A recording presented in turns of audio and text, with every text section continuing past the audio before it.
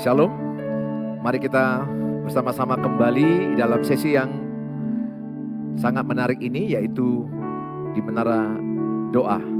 Mari sama-sama kita siapkan hati kita untuk diberkati. Mari kita berdoa. Bapa di sorga, dalam nama Tuhan Yesus, kami serahkan acara Menara Doa jadi berkat bagi banyak orang. Bagi mereka yang punya masalah pernikahan, keluarga, Tuhan pulihkan. Bagi mereka yang punya masalah keuangan, Tuhan pulihkan. Bagi mereka yang punya masalah sakit penyakit, Tuhan tolong dan Tuhan sembuhkan. Bagi Allah tidak ada yang mustahil. Terima kasih Bapa, dalam nama Tuhan Yesus kami berdoa. Amin. Mari dengan iman kita katakan, kini saatnya berdiri di altarnya. Kini saatnya berdiri di altarnya, sebab Allah Maha Kudus hadir di sini. Mari memuji, mari memuji. Angkat tangan menyembah,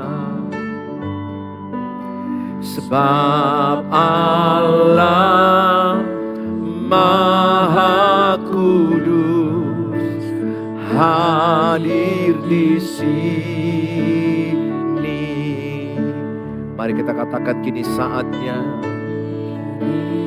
saatnya berdiri di altarnya, sebab Allah Maha Kudus hadir di sini.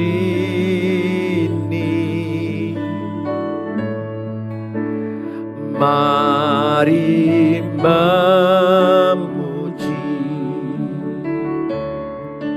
angkat tangan menyembah, sebab Allah Maha Kudus hadir di sini. Kita masuk tahta sucinya, kita masuk tata sucinya, bersama para malaikat menyembah.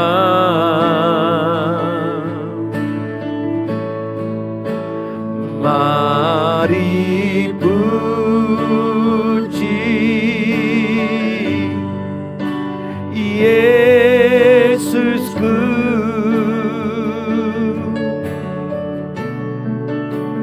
kita masuk hadiratnya Maha Kudus. Kita masuk tata sucinya, kita masuk tata sucinya, bersama para malaikat menyembah.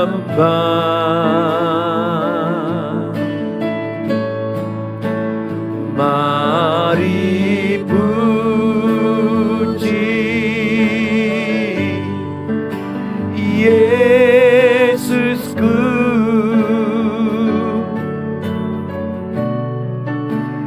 kita masuk hadiratnya Maha Kudus. Yesus, kita masuk tata sucinya.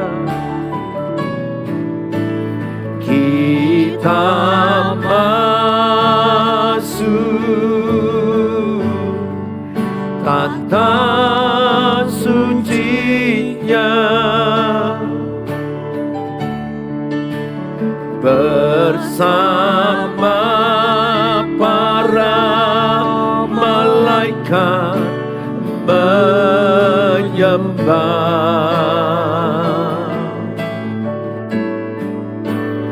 Mari puji Yesusku,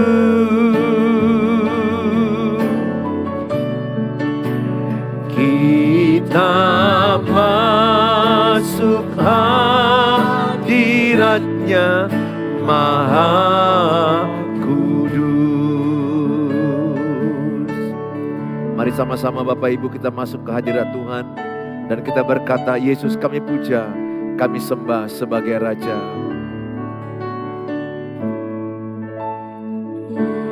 Yesus kami puja, kami sembah sebagai Raja. Berdiri di tengah kami, ditinggikan dan dipuji. Yesus kami puja, kami sembah sebagai Raja. Berdiri di tengah kami, ditinggikan dan dipuji. Sembah dan puji penuhi tatamu. Sembah dan puji penuhi tatamu. Sembah dan puji penuhi tatamu. Yesus Tuhan adalah Raja. Sembah dan puji, sembah dan puji penuhi tatamu. Sembah dan puji penuhi tatamu. Sembah dan puji penuhi tatamu. Yesus Tuhan adalah Raja. Sembah dan puji, sembah dan puji penuhi tatamu. Sembah dan puji penuhi tatamu. Sembah dan puji penuhi tatamu. Yesus Tuhan adalah Raja. Yesus Tuhan adalah Raja. Yesus Tuhan adalah Raja. Mari sembah Tuhan Yesus. Dialah Raja yang layak disembah. Mari sembah Tuhan. Kami percaya padamu. Kami sembah, kami puji. Kami percaya Engkaulah kekuatan kami. Kami percaya hanya padamu. Kami datang padamu. Kami datang padamu. Terima kasih Tuhan. Terima kasih. Kami percaya Engkaulah Allah yang sanggup membela umat-Mu. Engkaulah juru selamat kami, Engkaulah juru selamat kami, Engkaulah kekuatan kami, Engkaulah perisai kami. Hanya dekat-Mu kami tenang, hanya dekat-Mu kami kuat, hanya dekat-Mu kami kuat. Kami percaya, kami percaya, kami berserah padamu. Kami percaya kuasa-Mu bekerja, memberkati kami, memberkati semua anak-anak. Terima kasih Tuhan, Engkau Allah yang peduli. Kami percaya, kami percaya. Terima kasih. Banyak perkara yang tak dapat kami mengerti, tapi kami percaya satu perkara, Engkau ada untuk mendatangkan kebaikan bagi kami. Perkara apapun yang terjadi seizin Tuhan adalah untuk kebaikan bagi kami. Terima kasih Bapa. Banyak perkara yang tak dapat ku mengerti. Banyak perkara yang tak dapat ku mengerti. Mengapakah harus terjadi di dalam kehidupan ini? Satu perkara yang ku simpan dalam hati, tiada satu pun yang terjadi tanpa Allah peduli. Allah mengerti, Allah mengerti, Allah peduli segala persoalan yang kita hadapi. Tak akan pernah dibiarkannya ku bergumul sendiri, sebab Allah mengerti, Allah mengerti, Allah mengerti, Allah peduli segala persoalan yang kita hadapi. Tak akan pernah dibiarkannya ku bergumul sendiri, sebab Allah mengerti, Allah mengerti, Allah mengerti, Allah peduli segala persoalan yang kita hadapi. Tak akan pernah dibiarkannya ku bergumul sendiri, sebab Allah mengerti. Allah mengerti, sebab Allah mengerti, sebab Allah mengerti.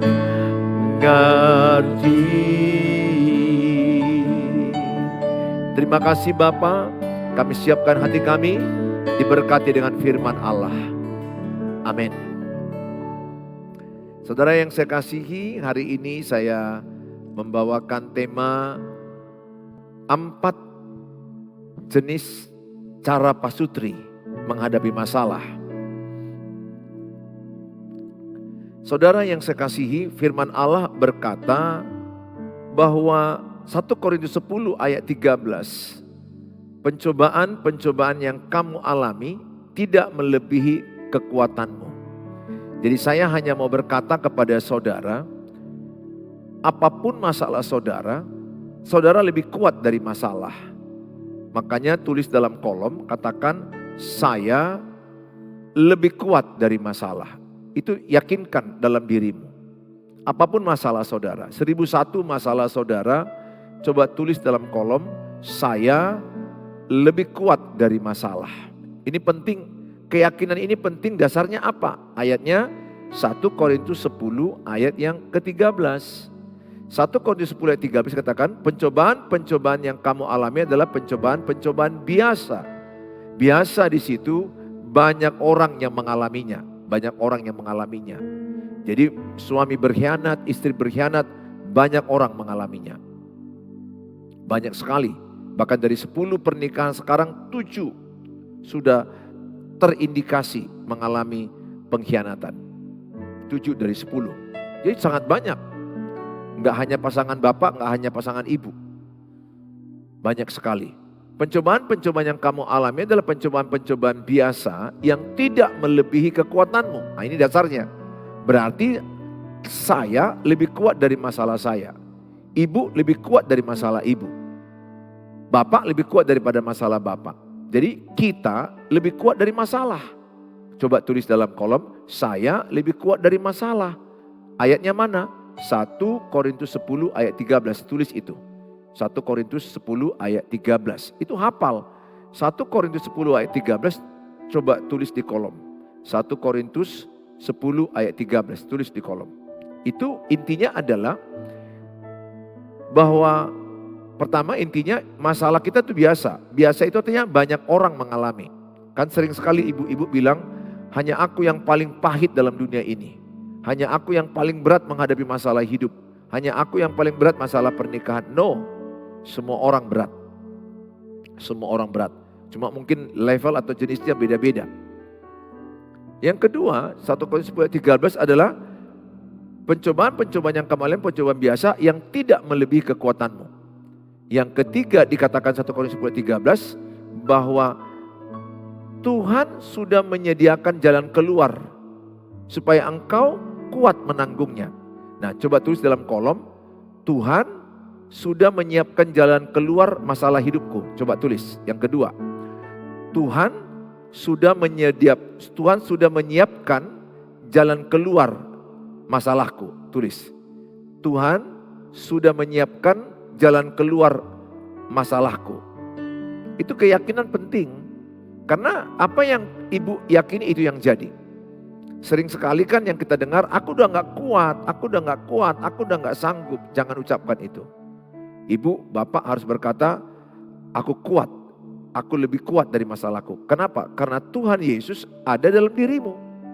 Karena Tuhan Yesus ada bersama kita.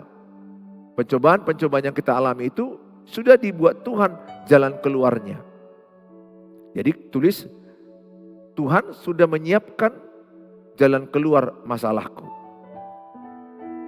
Itu penting punya keyakinan. Sama itu begini. Ketika ada ujian di kelas, di sekolah, coba lihat SMP, SMA, kuliah. Kan jawabannya sudah ada. Disimpan oleh pengawas atau penguji atau dosen atau guru. Tinggal menunggu waktunya dikasih tahu jawaban. Nah ketika ujian berlangsung, jawaban gak dikasih. Jawaban menyusul berikutnya. Demikian hidup kita menghadapi masalah. Jawaban itu diizinkan, diberikan setelah sekian waktu lamanya. Makanya Roma 8 ayat 28 berkata apa? Allah turut bekerja dalam segala hal untuk mendatangkan kebaikan. Artinya apa? Lewat masalah hidup kita ada kebaikan-kebaikan Tuhan. Saya melihat begitu. Lewat masalah saya dengan istri, persoalan yang sangat berat. Tapi saya melihat ada kebaikan. Salah satu apa? Tayangan ini bisa memberkati banyak orang. Padahal kami sudah alami berapa tahun yang lalu, sudah lama sekali. Masalah saya dengan anak-anak, mendidik anak, pernah saya kesulitan. Masalah jadi berkat bagi banyak orang untuk bagaimana mendidik anak. Masalah keuangan yang berat juga pernah kami alami dan kami bisa mengatasinya. Bagaimana mengatasi masalah keuangan. Pernah sangat frustrasi di keuangan. Dan saya dipakai Tuhan untuk menolong orang-orang yang menjerit masalah keuangan. Bagaimana mengatasinya. Bagaimana juga masalah kesehatan saya yang drop hampir mati. Saya bisa menolong orang sekarang ini yang sudah sakit sekarat, yang berat, menyemangati mereka. Tidak ada sakit penyakit bagi Tuhan yang tidak bisa disembuhkan. Dengan iman percaya kepada Tuhan, bagi Allah tidak ada yang mustahil. Sembari kita berobat dan berusaha. Jadi pegang Roma 8 ayat 28. Tulis dalam kolom Roma 8 ayat 28. Masalahku mendatangkan kebaikan. Tulis itu. Apa yang saya ucapkan ini tulis. Itu menjadi poin penting bagi saudara mendengarkan live ini. Masalahku mendatangkan kebaikan. Jadi ketika saya ada punya masalah, memang waktu itu sepertinya masalah itu jadi malapetaka. Masalah itu sepertinya jadi seperti kutukan, seperti masalah yang menyerang, menghancurkan. Tapi sejak saya pegang Roma 8 ayat 28 erat-erat, saya pegang erat-erat, saya hafal, saya pegang. Allah turut bekerja bagi orang yang mengasihi Dia. Jadi kalau ibu dan bapak mengasihi Tuhan, apapun masalahmu Allah turut bekerja. Bahkan karena masalah kebodohan saya pun, Allah bisa mengubah kebodohan saya menjadi kebaikan bagi saya. Kan banyak juga masalah karena kebodohan kita. Contoh kita berbisnis dengan orang, dengan salah orang. Salah memilih, ya agak bodoh kita nggak terlalu bijak mendengar nasihat istri atau orang lain. Tiba-tiba kita iakan dan berakibat persoalan. Oleh karena itu saya katakan sama saudara, tulis Roma 8:28, Allah turut bekerja dalam segala hal mendatangkan kebaikan bagi orang yang mengasihi Dia. Jadi kalau ibu mengasihi Tuhan, bapak mengasihi Tuhan, apapun masalah bapak ibu ke depan pasti kebaikan. Saya begitu. Apapun masalah saya selalu berujung kebaikan. Selalu berujung kebaikan. Oleh karena itu ibu dan bapak, saya ajak semua kita hadapi masalahmu dengan cara Tuhan. Nah, saya akan terangkan di sini 4 jenis pasutri menghadapi masalahnya. Yang pertama, saya lewati 4 ini. Saya sebut dia ini 4F. F yang pertama, fight, meresponi masalah dengan menyerang. Saya pernah. Jadi ketika ada tekanan masalah dalam hidup saya dengan istri, saya menyerang dia. Saya menyerang dia dan istri saya juga menyerang saya. Jadi pada waktu itu, ini sudah lama sekali, kami saling menyerang. Saya berkata, engkau harus berubah, mama harus berubah. Nah waktu bertengkar perang itu bukan lagi manggil mama. Kalau biasanya kan sayang, mama.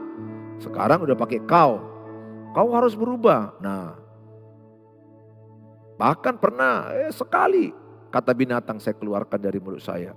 Dari sekian lama pernikahan saya pernah ucapkan itu. Saya menyesal. Karena emosi yang tidak terkendali. Istri saya juga udah marah. Udah mulai juga ada kata binatang sekali. Pada waktu itu saya masih ingat. Dan itu masih di awal-awal pernikahan yang sangat memberatkan pernikahan kami. Kami saling menyerang, saling menuntut. Nah, kenapa saya menyerang dia? Karena saya terluka. Jadi ternyata luka di batin saya masih ada. Luka yang ada di hati saya ini akan melukai orang yang di sekitar saya. Siapa yang saya lukai? Istri saya, anak-anak saya. Istri saya juga terluka rupanya. Dia melukai saya. Sehingga jenis pasutri F1, fight ini banyak. Lihat kadang-kadang viral. Di tengah jalan, saya jumpa dari Instagram. Lagi dalam wedding party ya. Lagi pesta pernikahannya. Wah itu ditampar itu cewek istrinya. Padahal sudah diberkati gereja, acara makan, acara tinggal salam-salaman dengan orang lain. Mereka berdiri, itu Instagram itu saya simpan. Wah itu viral, ditampar oleh si laki-laki ini. Waduh, saya tidak pernah mukul istri.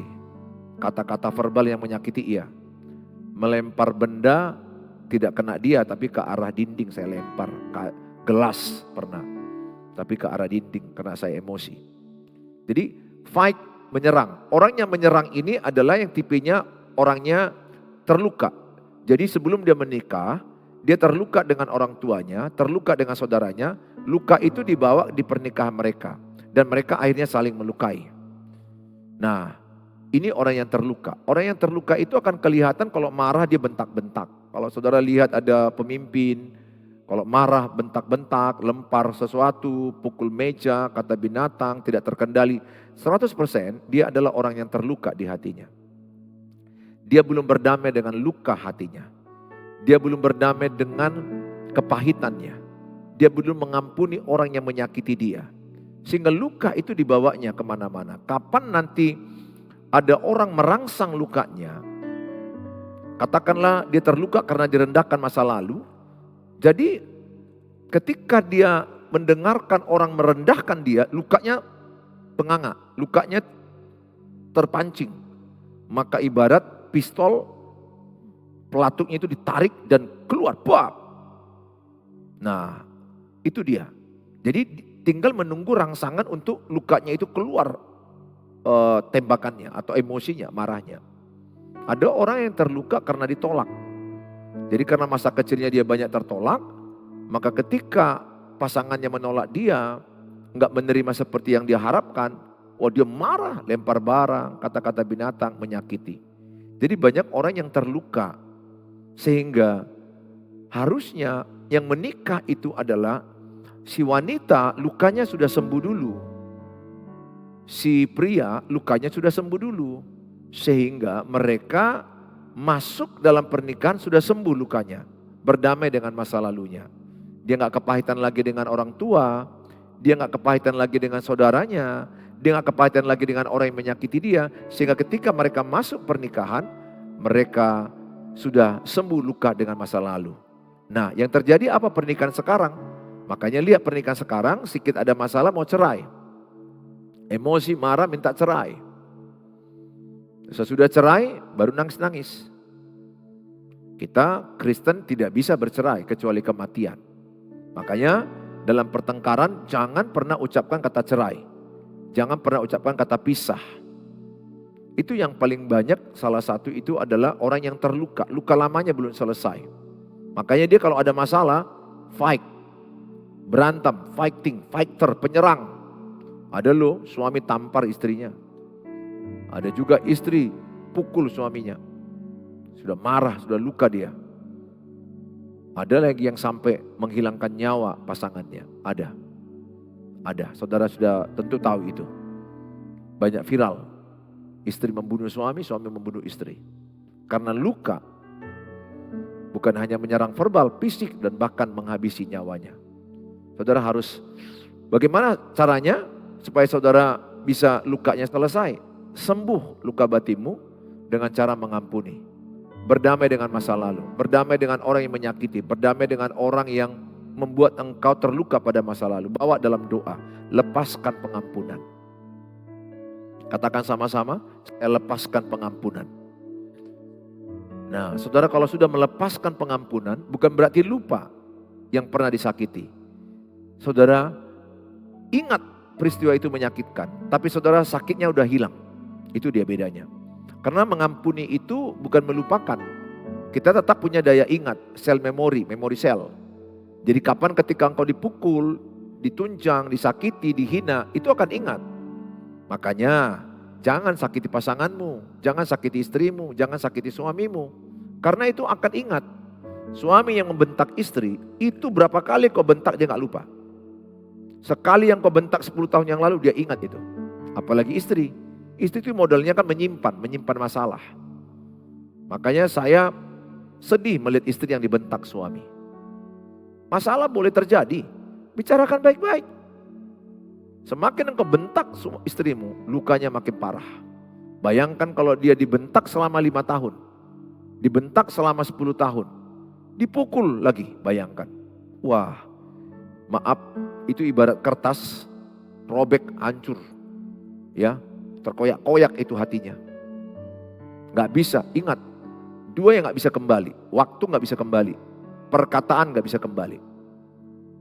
Makanya Alkitab berkata, berhati-hati mengeluarkan perkataan. Kolose 4 ayat 6 dikatakan, hendaklah kata-katamu penuh kasih kepada pasanganmu. Kata-katamu penuh kasih kepada anak-anakmu. Kata-katamu penuh kasih kepada sesamamu. Saya berdoa saudara bisa sembuhkan luka batin dulu. Berdamai dengan masa lalu, lepaskan pengampunan. Tuliskan di situ, saya lepaskan pengampunan. Lepaskan, sesakit hati apapun, let go. Let go, lepaskan pengampunan. Jangan genggam. Kalau ibu menggenggam sakit hati, kepahitan, ibu duluan yang mati.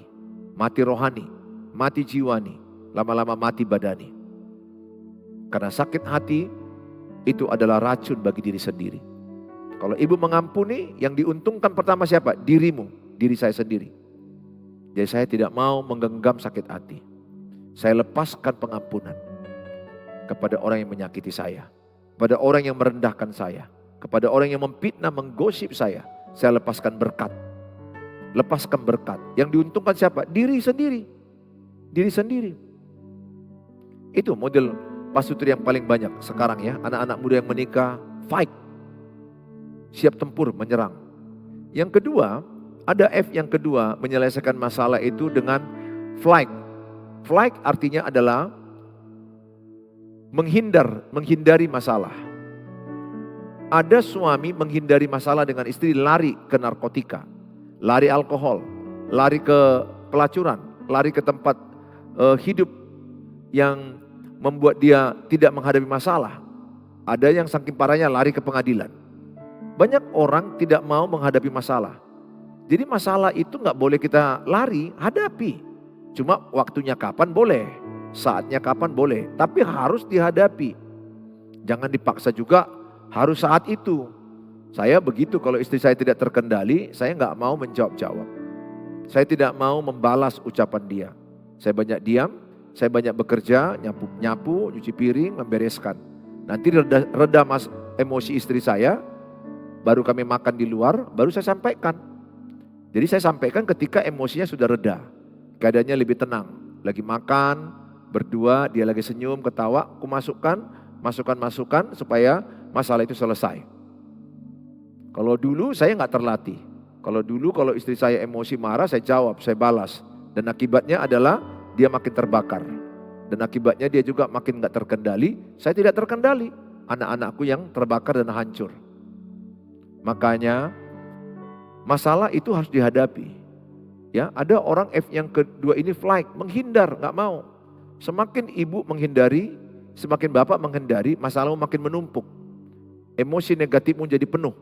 Makanya ada ibu-ibu tiba-tiba berteriak, marah gara-gara apa? Karena emosi negatifnya udah penuh. Celengan emosinya udah penuh. Sehingga dia menumpuk. Pernahkah? Saya pernah melihat juga istri saya menumpuk emosi negatifnya melihat saya. Saya juga begitu, menumpuk emosi negatif saya. Meledak, meledak habis. Wah, menakutkan at the time. Saya tidak mau lagi. Jujur, saya tidak mau lagi. Makanya bertahun-tahun pernikahanku gak ada bertengkar. Anak-anakku tidak mendengar suara tinggi lagi. Saya menebus kesalahanku, saya mengejar ketertinggalanku. Karena aku tahu udah pernah salah. Jadi suami bijaksana kepada istri. Itu kan 1 Petrus 3 ayat 7. Hai suami, hiduplah bijaksana kepada istrimu. Sebagai teman sepewaris kasih karunia. Dan dikatakan pada baris terakhir, suami yang menyakiti istri doanya gak sampai ke surga. Jadi kalau suami yang terus menyakiti istri, doanya gak didengar Tuhan. Itu 1 Petrus 3 ayat 7. Jadi ibu dan bapak jangan lakukan F2. Saya juga pernah lakukan F2, menghindar. Saya gak mau, saya orang yang suka damai. Jadi kalau ada masalah saya menghindar. Itu gak bagus. Ya, suami istri harus hadapi masalahmu baik-baik di waktu yang baik dengan cara yang baik. Jangan paksakan waktu itu juga. Ya, F yang kedua gak bagus, flight. Banyak orang menghindar sehingga lari dengan perempuan lain.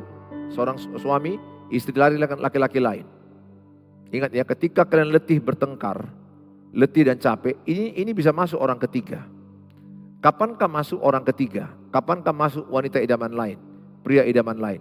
Ketika suami istri letih bertengkar, mereka capek, mereka saling menyakiti, dan masuklah orang ketiga yang tidak menyakiti. Dan ini akibatnya selingkuh. Hati-hati, keletihan dalam pernikahan menghadirkan orang ketiga. Kalau sudah masuk orang ketiga, maka habislah rumah tanggamu. Kalau enggak selesai dengan bertobat, hancur. Hancur, MPP, mati pelan-pelan. Dimulai dari tekanan batin, tekanan mental, jiwa hancur, lama-lama fisik sakit dan mati. Hati-hati. Saudara, pastikan pasanganmu tidak ada orang ketiga.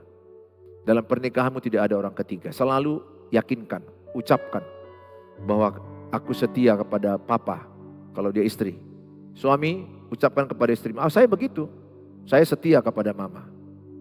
Kalau saya pelayanan ke Jakarta, saya pelayanan ke Batam, saya pelayanan ke luar kota, saya akan katakan, saya setia kepada mama.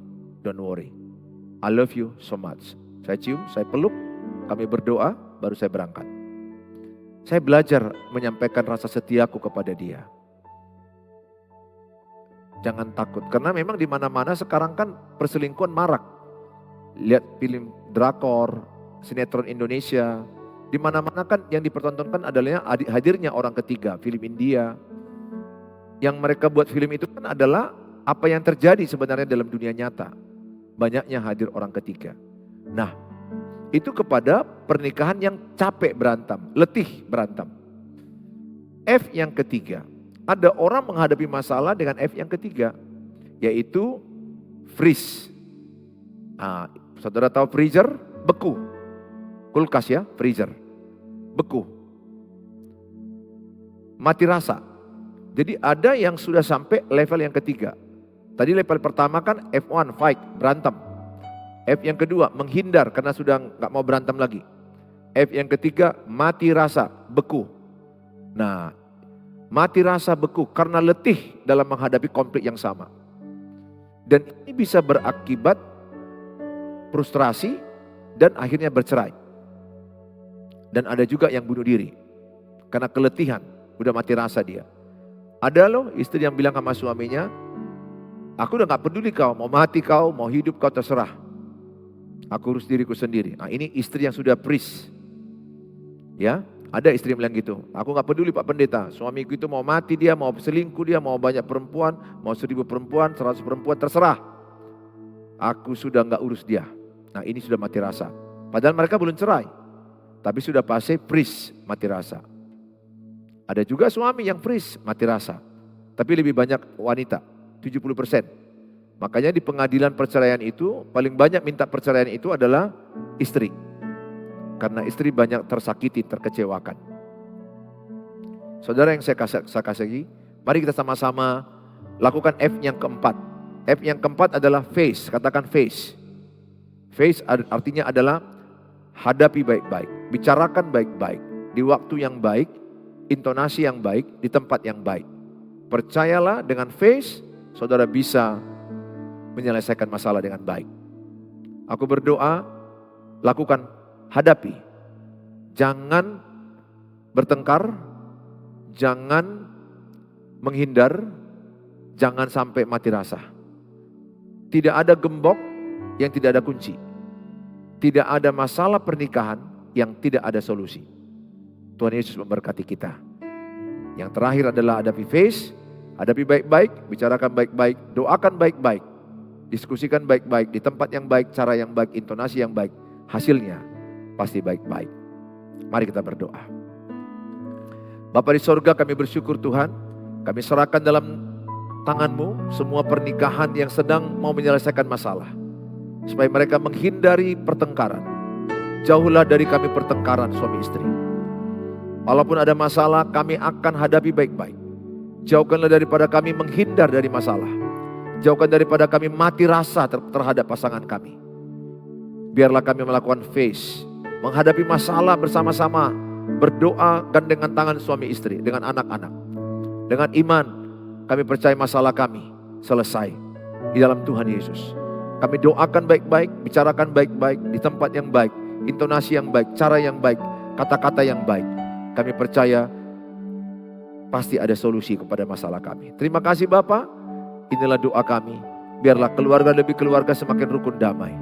Di dalam nama Tuhan Yesus, kami yang percaya katakan amin. Amin. Sampai ketemu di waktu yang akan datang. Shalom.